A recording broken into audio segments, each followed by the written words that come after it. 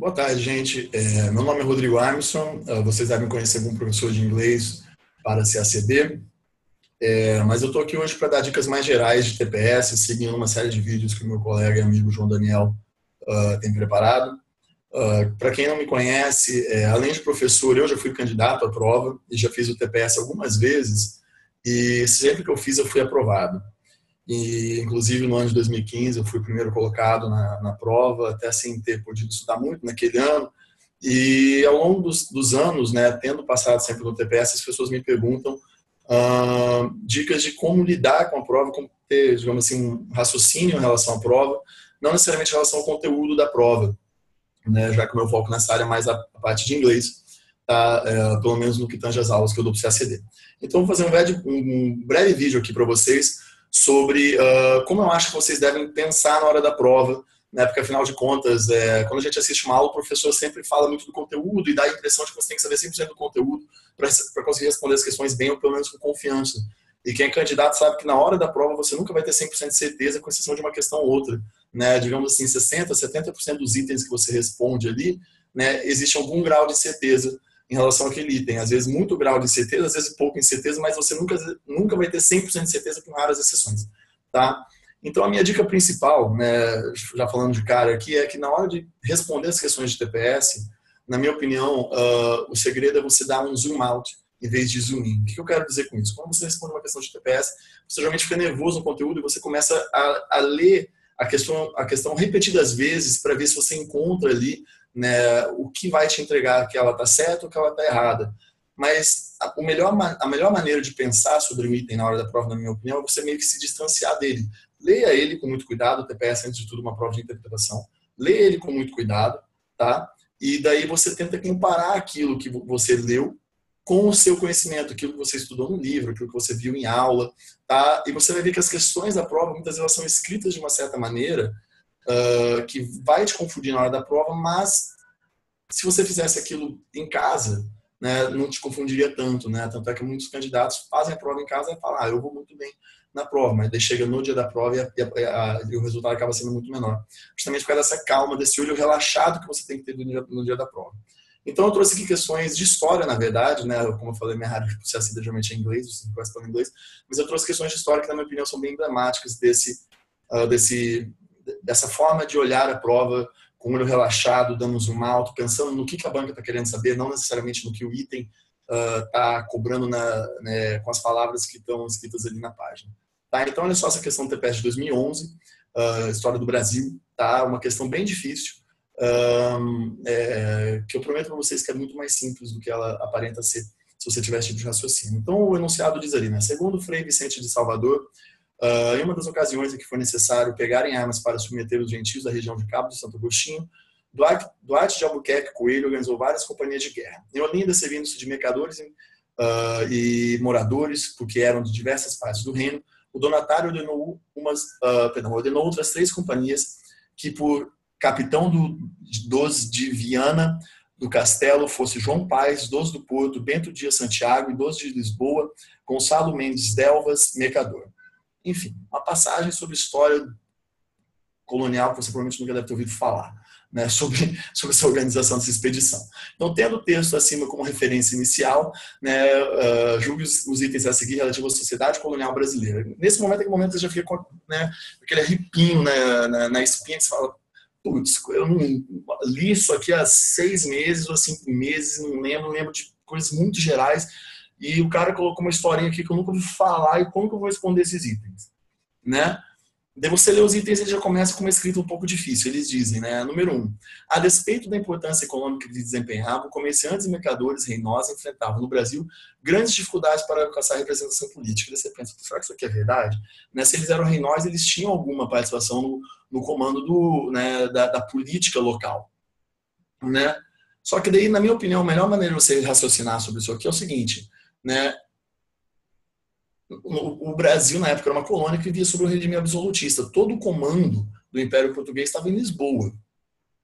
Então, se você olha isso aqui de longe, você vê que enfrentar a grande dificuldade para alcançar a representação política faz total sentido para a época. Tanto é que esses conflitos muitas vezes decorriam, né, os conflitos mencionados ali em cima, decorria muitas vezes dessa dificuldade de alcançar a representação política. Então é muito provável, digamos assim, é 90% provável que esse item esteja correto. Então você não vai marcar ele com 100% de certeza, mas você, por esse simples raciocínio, você vai lembrar lá depois de como que ocorreu enfim, né, a Revolução do Porto, no pré-independência, essa relação da metrópole com a colônia, que se inverte depois que o Brasil é declarado Reino Unido, e depois vai gerar, né, a Revolução do Porto, essa relação entre onde que estava o núcleo de poder era muito conflituosa, né, na história do Brasil colônia. Isso é muito óbvio para qualquer um que tenha lido qualquer coisa sobre o período, inclusive vocês que estudam para o CACD. Então essa é aquela questão que tudo bem, você não vai ter 100% de certeza, mas certo. Podemos chamar que é certo com um pouco de pé atrás, mas certo. Deu o gabarito oficial vem como certo. Né? A próxima. Entre as cláusulas do Pacto Colonial incluía-se a da obrigatoriedade que os mercadores portugueses, quando solicitados, colaborassem militarmente com as forças da metrópole. Aí você fala assim, como que eu vou saber se o Pacto Colonial incluía isso? Só que daí você, entre as cláusulas do Pacto Colonial, não havia Pacto Colonial, não havia um documento. Tanto é que os historiadores hoje em dia chamam, né, falam que a melhor expressão é o exclusivo colonial. A questão, na verdade, é de uma simplicidade absurda, mas pela redação dela, ela te confunde. Número 3. A centralização do poder político, refletida na concentração do aparato burocrático do Império Português em Lisboa, deu origem à monopolização do comércio colonial pelos mercadores lisboetas. Isso não faz o mínimo sentido, porque se você lembrar que houve a invasão dos holandeses, por exemplo, ao Nordeste, na década de 1640, 1620, depois de 1640, né, você vai lembrar que o comércio entre a Europa e as Américas, apesar do exclusivo colonial, era feito, em grande maioria, por empresas holandesas e ou inglesas. Né? É só com o Pombal que as companhias de comércio portuguesas vão ser criadas. Isso é um dado relativamente básico. Então, assim, você vai lembrar que não havia esse monopólio. Tanto é que muitos conflitos ocorriam. Então, assim, de novo, você não precisa saber concentração do aparato burocrático português, você não precisa entrar nas entrelinhas da questão, é só lembrar do geral. Tá? Número 4. As companhias de guerra configuravam soluções econômicas típicas do mercantilismo colonial português. Pronto, com o mesmo raciocínio da questão anterior, você já matou essa aqui também. Não era típica do mercantilismo colonial português. De novo, foi Pombal que criou a primeira companhia de guerra, né, que estabeleceu as maiores companhias de guerra portuguesas. Você não precisa nem ler o resto do item. Tá? Estando as expedições de exploração dos novos territórios associadas à captura de mão de obra indígena, não faz sentido, né? Porque o maior tráfico, grande parte da renda, e depois do declínio da economia do açúcar, a maior renda vai vir do tráfico de mão de obra escrava, negra, africana, não de mão de obra escrava indígena. Né? De novo, então o item ele tem uma cara difícil, mas se você olha pela lógica, ele é bastante simples. Tá? Essa questão do TPS de 2014, história geral relativa à crise de 1929. Apesar da crise da Bolsa, os setores da economia gerenciados, sobretudo por grupos familiares mais conservadores, foram preservados os efeitos negativos da crise de 29, uma vez que não arriscavam seu capital no mercado de valor.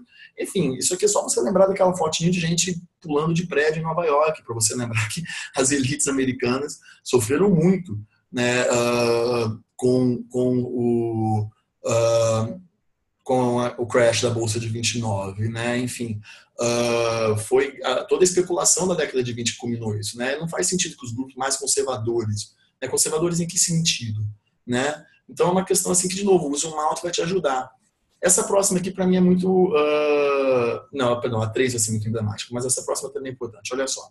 Após o fim da Primeira Guerra Mundial, a economia dos principais países da Europa era dependente do comportamento do dólar americano, o que afetava diretamente, a balança de pagamentos, interferia negativamente no poder de compra interno e nos salários. O resto ali do poder de compra e salários é detalhe, porque afinal de contas todo mundo sabe que os Estados Unidos saíram credores dos europeus ao fim da Primeira Guerra Mundial. Se os Estados Unidos eram credores dos europeus, ou seja, os europeus deviam para os americanos, é óbvio que a flutuação da taxa do dólar, a taxa de câmbio do dólar vis-à-vis as moedas europeias, ia afetar o poder de compra e os salários dos europeus. Né? Isso enfim, é um raciocínio básico. Você está estudando para economia, para concurso, você vai conseguir responder e fazer esse raciocínio na questão de história geral sem dificuldade nenhuma também. Tá? Número 3. De forma geral, para debelar a crise, os estados, em contraposição ao modelo liberal, optaram pela via da intervenção na economia, por meio de ações que regulassem a produção, criassem empregos em larga escala e, sobretudo, moralizassem o sistema financeiro. Essa questão aqui, para mim, é muito emblemática do como o saber demais pode te atrapalhar no TPS. tá? Eu tenho mestrado em Economia Política Internacional, e eu lembro que a primeira vez que eu vi esse item, a minha reação foi pensar que ele estava errado. Eu lembro, na época do mestrado, eu li um livro chamado The Lords of Finance, que é um livro que um professor meu, o Hernani Torres, um ótimo economista do BNDES, professor da UFRJ, me recomendou.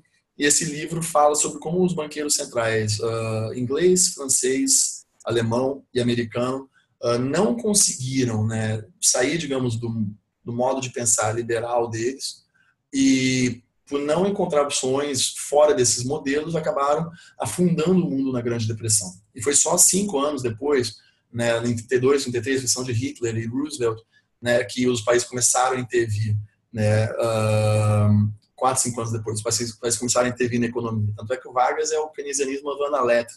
Então, né, a minha primeira reação é que essa questão está errada.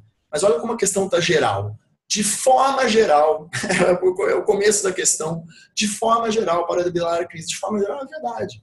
Né? Você não tem que entrar nesse raciocínio todo. Né? De novo, zoom out, a questão vai estar correta sem você se estressar com ela. Número 4. O crash de Wall Street em 29, na tristemente famosa Quinta-feira Negra, deveu-se à queda vertiginosa de valorizações negociadas na Bolsa de Nova York, o que era medido pelo índice Dow Jones. Você fica na dúvida, era medido pelo índice Dow Jones porque parece tudo certo. Mas o TPS não vai te cobrar esse detalhe. O TPS não vai te cobrar esse detalhe. Tudo bem, se for um item de política externa brasileira, um item sobre o processo de dependência nacional, enfim, alguma coisa muito cara, assim, digamos, a história seacedística, né, a história do MRE, tudo bem, esse nível de detalhe é importante. Agora, na prova de história geral, por exemplo, muito difícil, tá? Então, é aquele tipo de coisa que você fala, me soa arriscado, mas posso chutar como certo. Na dúvida, deixa em branco, tá? Já vou comentar sobre questões em branco daqui a pouco também. TPS de 2016. Tendo em vista que, na primeira metade do século XX, houve importantes inovações em padrões culturais e estéticos, ou seja, uma questão de cultura. Eu escolhi essa aqui porque ela era muito, muito emblemática dessas dificuldades, né? Assim, quando chega uma questão de cultura, a gente fica de, né, cabelo em pé na hora da prova. Le Corbusier propunha que a arquitetura superasse o desnível entre a modernidade tecnológica presente na indústria e o atraso nas cidades sem estética nas residências populares com conforto precário. Você fica assim, mas começa a comparar, né, a bela época europeia com o que o modernismo veio a propor, mas você pensa que o modernismo veio a propor justamente uma revolução, porque, né, no fim do século XIX, no século XX, as classes trabalhadoras europeias viviam de maneira muito precária, né? Faz sentido que essa questão esteja correta, né? E ela está escrita de maneira frouxa, né? Propunha que a arquitetura superasse o desnível entre a modernidade tecnológica e o atraso nas cidades, né? Londres era famosa por ser uma cidade, né, fedorenta e infestada de ratos, né, no fim do século XIX. Né? Então faz sentido, faz total sentido. Se a questão faz sentido, né, e você não consegue acusar um ponto específico para ela ser chamada de errada, né, você pode arriscar que essa questão esteja certa de novo, com esse conhecimento mais geral. Na década de 40, o movimento denominado Jadinovismo estabeleceu como diretriz para a organização intelectual e artística na União Soviética e entre seus simpatizantes no mundo a adoção de princípios do modernismo por estar em harmonia com o desenvolvimento industrial do país. Essa aqui já era muito mais difícil, muito mais específica. Né? Tudo que eu estou falando aqui, óbvio que não substitui o conhecimento, né, do seu estudo que você vai ter acumulado ao longo de tempos, tá? Essa aqui, ela está errada porque, enfim, na década de 40, a repressão stalinista já havia, digamos assim, sufocado muito das vanguardas artísticas russas, né? E o jadnovismo, perdão, foi um movimento conservador, na verdade, né? Mas você não precisava saber disso, né? Você poderia lembrar que o Estado nessa época já havia adotado a repressão, o que já seria suficiente para falar que, né, eles adotaram princípios do modernismo, principalmente na década de 40, quando nós sabemos que as vanguardas russas, né, estavam presentes junto com as vanguardas europeias já no começo do século XX, né, nas décadas de 1900, 1910, 1920, já não faz muito sentido.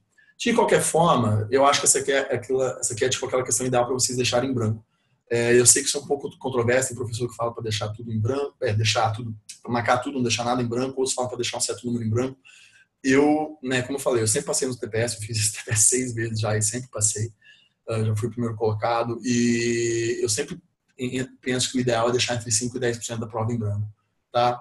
Porque tem algumas questões como essa que na hora você pode não conseguir se desvencilhar ali digamos assim, do buraco negro em que ela te coloca. Tá? Então, essa que eu acho que é ideal, porque, né, na hora você tem esse raciocínio frio sobre não consigo nem falar, já novismo, né, é complicado. Tá? Então, mas de novo, é só lembrar um pouco desse raciocínio aí que eu falei, já vi uma vanguarda russa no começo do século e da repressão stalinista. Mas, enfim. Número 3. O painel Guernica de Pablo Picasso representa o impacto social do uso das armas de destruição em massa, como os bombardeios aéreos e metralhadores durante a Primeira Guerra Mundial. Essa aqui era muito mais específica, mas era relativamente básica, né? Porque todo mundo sabe que Guernica foi pintada em relação à Guerra Civil Espanhola. Tá? Então, se você não soubesse isso, deixa em branco, mas era uma questão relativamente básica. Tá? E até porque os bombardeiros aéreos e metralhadoras eram muito incipientes ainda na Primeira Guerra, né? Enfim, mas isso é outra história. E número 4, a Revolução Russa de 17 pôs fim ao conservadorismo cultural nos anos 20 com o apoio do Partido Comunista. Artistas intelectuais de vanguarda desenvolveram o construtivismo em consonância com a edificação da sociedade socialista. Então, a gente volta ao mesmo raciocínio da questão número 2. Né? Essa aqui poderia ser muito difícil, mas é só lembrar que os russos estavam presentes nas vanguardas europeias desde antes da Revolução, né? O construtivismo foi um dos movimentos ali que, né, junto com o impressionismo e outros movimentos de vanguarda europeia. Então, assim, possuir um conservadorismo cultural é meio complicado, apesar de ser fato que na década de 20, né, houve um certo apoio às vanguardas russas, né, artísticas russas, e isso começa a acabar na década de 30 com o fortalecimento do regime do Stalin. Tá? Mas, enfim, de novo, é uma questão que rompe essa lógica, porque você sabe, né, por seus estudos, mesmo que seja de maneira muito geral, que já havia ali movimentos artísticos europeus, russos, que eram parte desses movimentos europeus já na virada do século.